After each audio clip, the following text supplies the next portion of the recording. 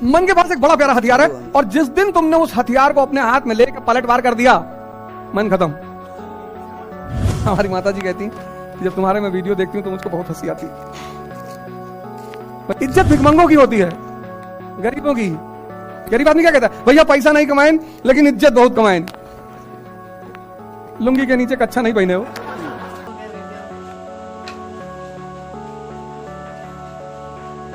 आराम से इंटरेक्ट करो, चिंता की बात मत करो। तब तुम्हें पता चलेगा, जब तुम इंटरेक्शन करते हो ना, तो तुम्हें पता चलता है कि यार मेरी गलती कहां थी। मेहनत करने से कुछ नहीं होता। कभी रिक्शे वाले को जाके देखो, हाँ, उसको जो फायदा होता है रिक्शे वाले को, उसको एहसास नहीं होता कि मुझे फायदा क्या हो रहा है। अभी मैं कंपनी गार्डन में टहल रहा था, और 12 बजे से टहल रहा था। एक लड़का है मेरे पास, कहा कि मैं क्या सोच रहा था कि बताओ, इतनी धूप में 4 लोग टहल रहे हैं, कल खाना खूब खा लिया, मिठाई खा लिया करीब 1.5 किलो। मिठाई नहीं छूट सकती, मिठाई ही खानी है जीवन में। और मीठा खाने का एक नियम है, 1 किलो मिठाई मतलब 10 किलोमीटर की दौड़। और कल दौड़े ही नहीं, तो वो सारा मीठा जो है कन्वर्ट ही नहीं हो पाया। तो आज चला है 12 बजे कंपनी गार्डन, तो हमें 2 सीन पैरेलल चल रही थी। एक सीन क्या थी, एक लड़का था 13-14 साल का, खुदाई कर रहा था फावड़ा लेकर, और पसीना बह रहा था उसके ठीक सामने एक जोड़ा बैठा हुआ था उसी उम्र का। आमने सामने सीन थी। गेट नंबर 3 जाओगे तो देखो कि वहां खुदाई चल रही है। गेट नंबर 3 के पास कुछ नाला वाला बना रहे हैं, कुछ बना रहे होंगे, कुछ बना रहे हैं शायद, हाँ। और वो गंगानाथ परिसर के पास उधर आज मैंने देखा बड़े लड़के उधर पढ़ रहे थे बेचारे, वो सब फोल्डिंग वाला ला के पढ़ भी रहे थे कई साइड। तो 2 सीन पैरेलल थी। एक वो लड़का 13-14 साल का फावड़ा लेके चला रहा था और पसीना बह रहा था। मैंने कहा देखो ये शक्ति अर्जित कर रहा है, और ये शक्ति का व्यय कर रहा है। जो व्यय कर रहा है उसे मजा आ रहा है, और जो अर्जित कर रहा है वो दुखी है। जबकि खुशी किसको होना चाहिए, जो अर्जित कर रहा है। तो 13-14 साल का लड़का फावड़ा चला रहा, पसीना बह रहा, शक्ति पैदा हो रही है। जहां जहां तुम्हारी शक्ति पैदा हो रही है, तुम वहां निराश हो जा रहे हो। जैसे पढ़ाई कर रहे हो निराशा में,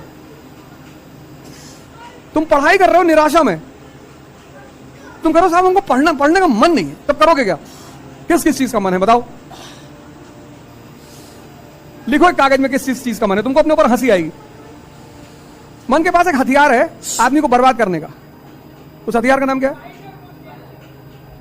बड़ा प्यारा हथियार है मन के पास, व्यक्ति को बर्बाद करने का। उस हथियार का नाम क्या है? चिंतन तो बड़ी अच्छी चीज है यार। मन के पास एक बड़ा प्यारा हथियार है, और जिस दिन तुमने उस हथियार को अपने हाथ में लेकर पलटवार कर दिया, मन खत्म।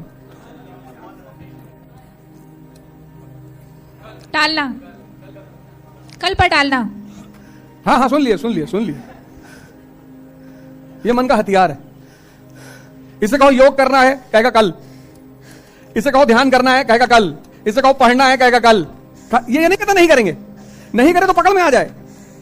तुम इसकी देखो शातिर बना, ये कहता ही नहीं कि नहीं करना है, कहता करेंगे कल, और कल आता नहीं। जिस कल का तुम इंतजार कर रहे थे वो आज है। तो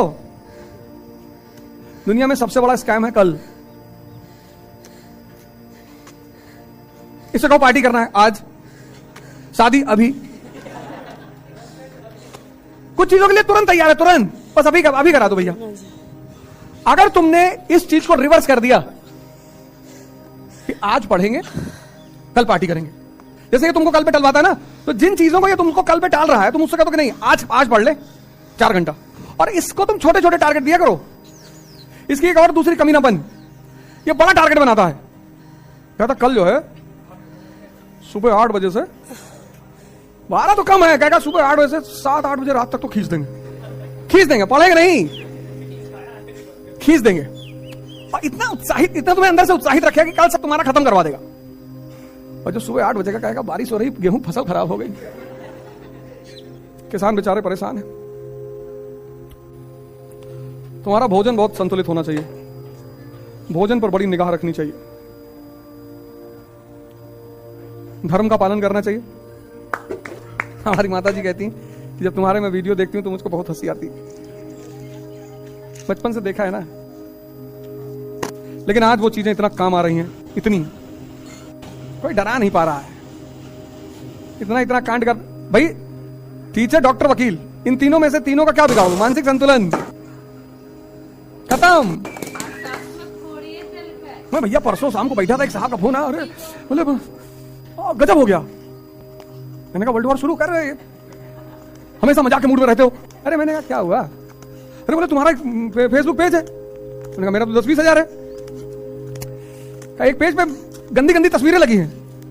गंदी गंदी तस्वीरें? मैं सोचा गोबर ओबर का तस्वीर डाल दिए होंगे साले, वही गंदी हुआ। मैंने कहा लिंक भेजो, लिंक भेजा तो देखा नग्न तस्वीरें थी। मैंने कहा तुम गलत बोले, नग्न तस्वीरें हैं। अरे गंदी नहीं है?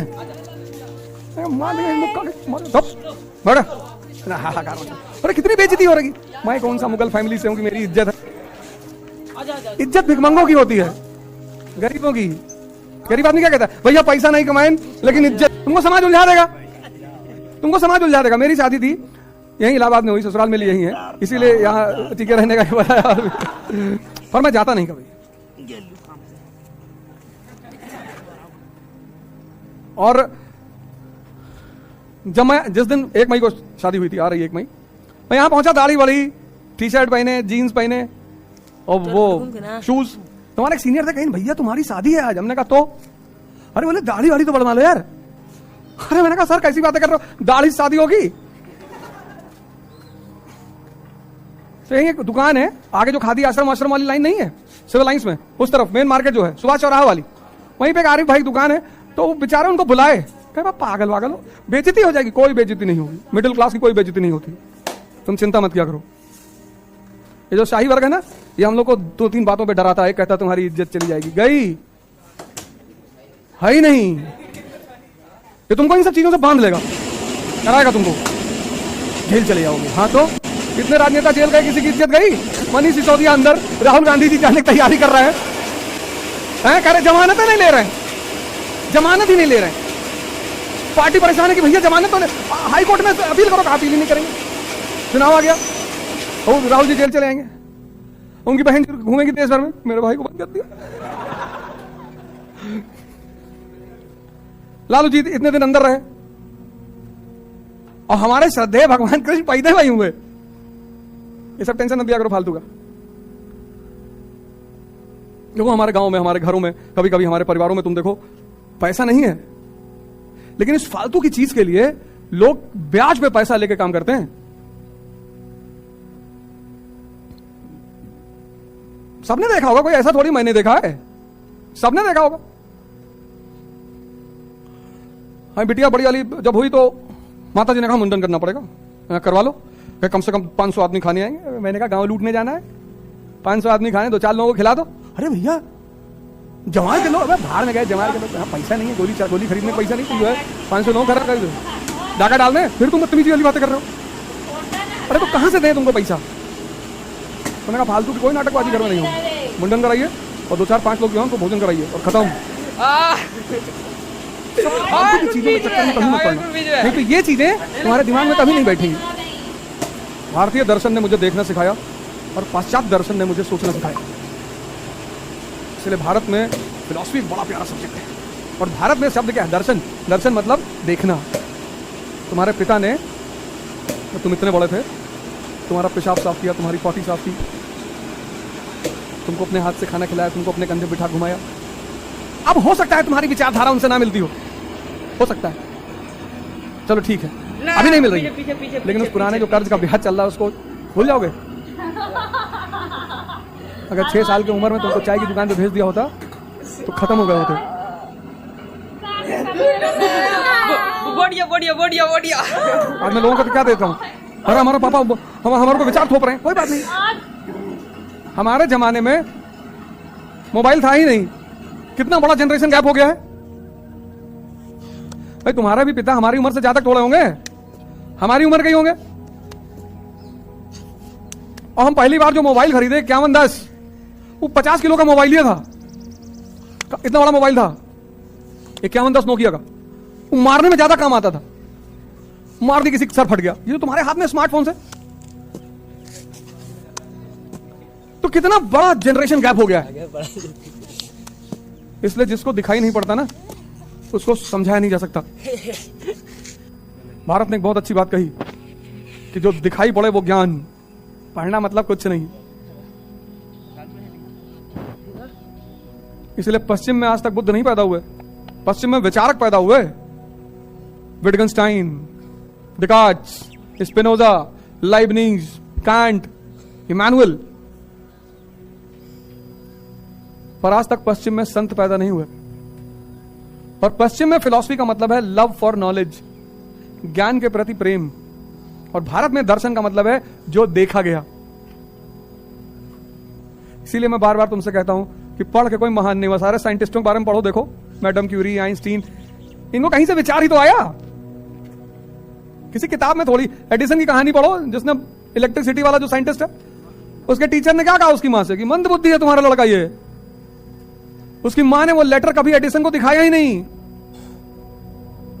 एडिसन के प्रिंसिपल ने लेटर लिखा कि तुम्हारा बच्चा ये स्पेशल चाइल्ड है, मंद बुद्धि है, इसको ले जाओ, ये नहीं कुछ कर पाएगा।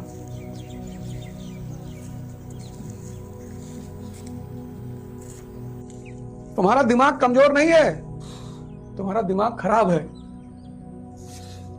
मेरा भी खराब था।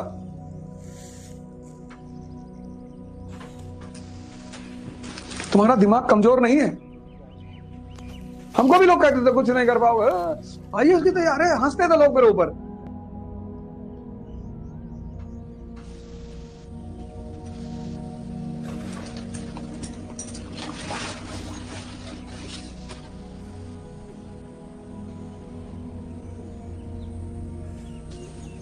जैसे आज तुम्हारे ऊपर हंसते हैं, ऐसे मेरे ऊपर हंसते थे, कुछ नहीं कर पाओगे। ये कर लो, किराने की दुकान खोल लो, गारमेंट की शॉप खोल लो।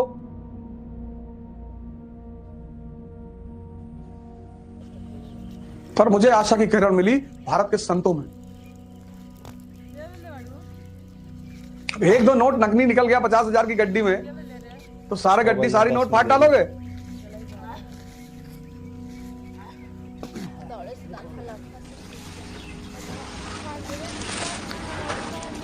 और पांचवा, जब आप कभी कभी फंसे होते हो और इमीडिएट सॉल्यूशन निकालने की कोशिश करते हो, यह इमीडिएट सॉल्यूशन निकालने का दुष्परिणाम, शॉर्टकट निकालने की कोशिश करते हो, जल्दी भागने की कोशिश करते हो।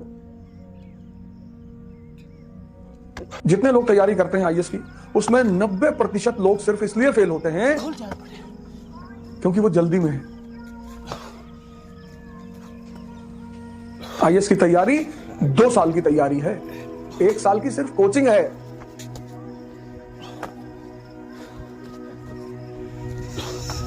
कल मैं इंटरव्यू सेशन ले रहा था, उसमें लड़का पाटन का आया, विपुल भाई, 22 साल का लड़का। मैंने कब तैयारी शुरू की? कहा सर 18 साल से। 18 साल की उम्र से मैंने पढ़ना शुरू कर दिया था। भगवान करे उसका इस बार सिलेक्शन हो जाए। विपुल भाई पाटन से, नाम लिख लेना, हो सकता है सिलेक्शन हो जाए उसका। 22 साल का। उसने कहा सर 18 साल से तैयारी शुरू कर दिया था।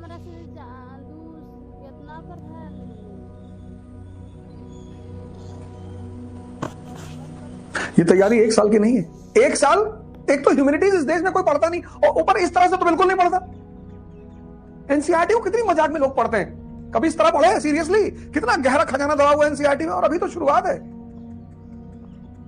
अभी तो शुरुआत है। अभी मुझे 13 चैप्टर कंप्लीट करने दो। तो एक संकट को मिटाने के प्रयास में दूसरे संकट को जन्म दे दिया।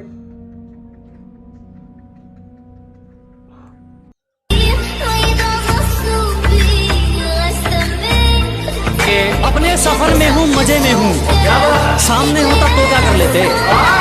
अजी अपने सफर में हूँ, मजे में हूँ, सामने होता तो क्या कर लेते। लगे पड़े हैं लोग हमारी बुराई करने में, इतना वक्त खुद को देते तो शायद तुम भी कुछ हासिल कर लेते।